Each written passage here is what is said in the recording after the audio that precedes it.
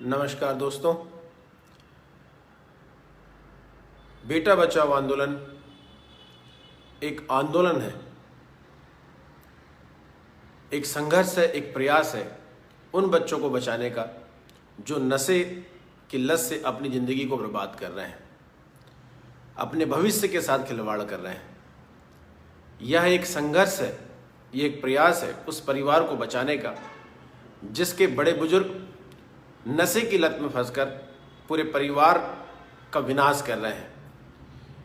ये एक प्रयास है एक गांव को, एक क्षेत्र को, इस राष्ट्र को कमज़ोर होने से बचाने का, जिसके भविष्य अर्थात युवा नशे का सेवन करते हुए अपने दिशा से भटक रहे हैं, दिग्भ्रमित हो रहे हैं। नशा नाश कर देगा, फिरोगे दाने दाने को, कटोरा हाथ में होगा, ना देगा कोई खाने को। आज के आयोजन में मुझे आना था, लेकिन मेरी माँ की तबीयत ठीक ना होने के कारण मैं इस कार्यक्रम में नहीं आ पाया हूँ। तो मैं आप सभी से क्षमा चाहता हूँ, लेकिन इस वीडियो के माध्यम से मेरा तन मन धन आप सभी के बीच है और मैं आप सभी को शुभकामनाएं देता हूँ कि एक अच्छे कारण के लिए आप सब एकत्रित हुए हैं। विशेषकर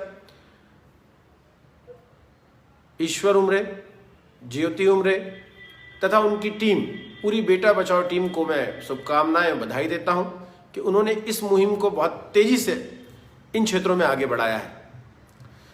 वैसे तो इस कार्यक्रम की शुरुआत आज से 6 साल पहले हुई थी,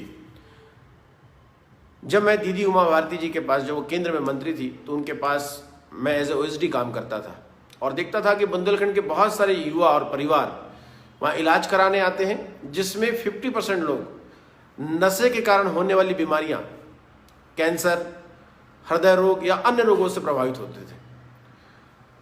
वे ऐसे लोग थे जिनके पास 2-3 एकड़ की ज़मीन होती थी और जैसे ही वो इन बीमारियों से प्रभावित होते थे वे अपनी ज़मीनें बेच दिया करते थे।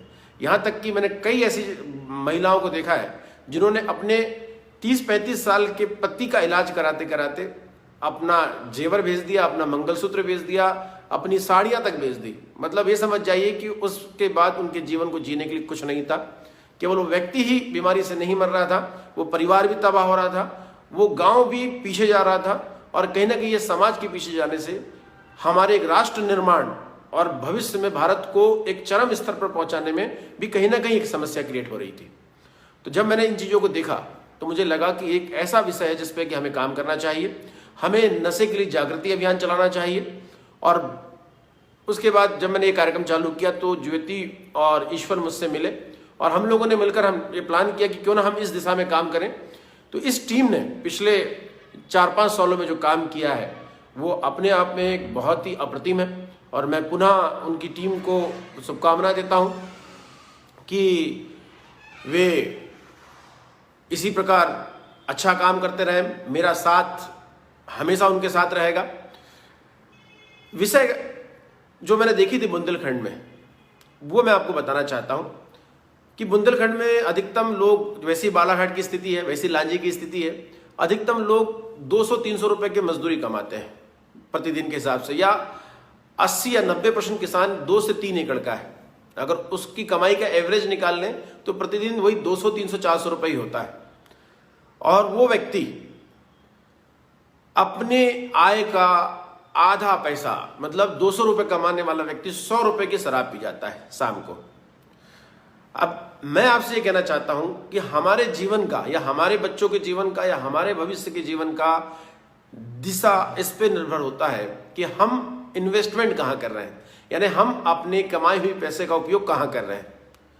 होता यह है कि जब हम 200 रुपए कमाकर उसका आधा पैसा हम शराब और नशे में दे देते हैं तो हमारा बच्चा, हमारा घर उसी दिशा की ओर आगे बढ़ता है, उस बर्बादी की ओर आगे बढ़ता है। और यदि हम उसी 100 रुपए को बचाकर उसका उपयोग बच्चों की शिक्षा के लिए, कृषि क्षेत्र के लिए, अपने घर को बनाने के लिए या स्वास्थ्य संबंधी सामानों के लिए, खाने पीने के लिए करें तो उससे हमारा विचार भी अच्छा बनता है, हमारा स्वास्थ्य भी अच्छा होता है और हमारा भविष्य बच्चा भी आगे बढ़ता है।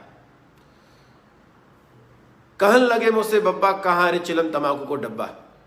ये 2 लाइनें बड़ी महत्वपूर्ण हैं जिसे मैं अक्सर कहा करता हूं। कोई भी बच्चा, कोई भी माँ बाप ये नहीं चाहता कि उसका बच्चा शराबी बने, तम्बाकू खाए, बीड़ी पिए। लेकिन आप इस बात को समझने का प्रयास करना कि तब भी बच्चा शराबी बन रहा है, तब भी बच्चा तम्बाकू, बीड़ी, सिगरेट पी रहा है। और अक्सर मैं देख रहा हूं कि आजकल मंडई मेले में, बालाघाट में दिवाली के बाद जो मंडई मेले होते हैं, उसके बाद जो हमारे समय में मंडई मेले होते थे, उसमें गुब्बारों की दुकान लगती थी मंडई के लास्ट में।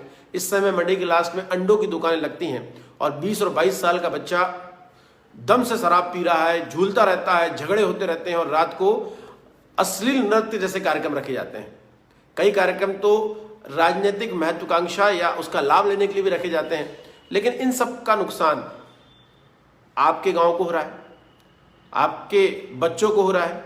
यदि आज दूसरे का बच्चा वो शराब पी रहा है, वो अश्लील डांस देख रहा है, तो कल वो दिन दूर नहीं जब आपका बच्चा भी इस प्रकार की अश्लीलता में, शराब और नशे की लत में पड़ जाएगा और आपके सपनों को खत्म कर देगा।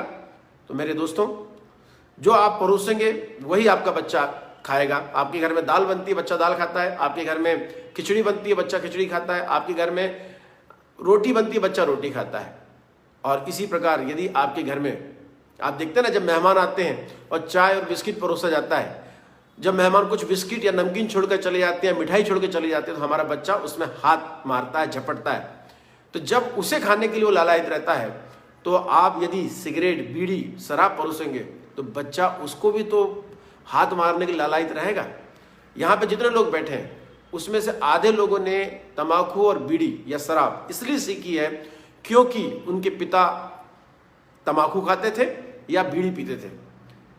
मैंने भी शुरुआत में, मेरे पिता जब बीड़ी पीते थे तो कभी कभी मैं भी चुपचाप से आधी बची हुई बीड़ी को बाथरूम के पीछे जाकर जलाकर पी लिया करता था। ये तो बात अच्छी बात है कि समय पे मैं सुधर गया, कुछ ही दिनों में मुझे समझ में आ गया, सुधर गया। लेकिन ऐसे हर किसी को ज्ञान नहीं प्राप्त होता जिससे वो सुधर सके। तो मैं सभी वरिष्ठों से, यहाँ पे आए सभी लोगों से अपील करना चाहूँगा कि वो घर का माहौल ठीक करें, गांव में अश्लील चीज़ों को बढ़ावा ना दें, बच्चों को शिक्षा की ओर प्रेरित करें, गांव में उनके भविष्य को लेकर कार्यक्रम कराएं।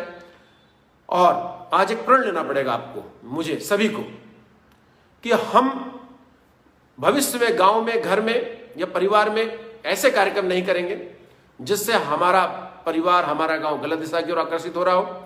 हम घर में बीड़ी, सिगरेट, शराब का सेवन नहीं करेंगे जिससे हमारा बच्चा कल इस दिशा में आगे बढ़ जाए। आज ही हम घर को मंदिर समझेंगे और आज ही हम घर में जितने भी बीड़ी, सिगरेट, शराब की चीज़ों को जला के नाश कर देंगे, उसे खत्म कर देंगे। जब तक हमें प्रण नहीं लेंगे तब तक हम भविष्य में एक सही दिशा में अपने बच्चों का निर्माण नहीं कर पाएंगे। तो मैं हमेशा 2 बातें कहता हूं। सरकार की एक मुहिम है कि बेटी नहीं बचाओगे तो बहू कहां से लाओगे। लेकिन मैं दूसरे एंगल पे कहता हूं कि यदि इस नशे की लत से अपने बेटे को नहीं बचाओगे तो बहू किसके लिए लाओगे। आइए दोस्तों, आज संकल्प लें कि नशे को जड़ से खत्म करेंगे और अपने भविष्य को सही दिशा देंगे। बहुत बहुत धन्यवाद।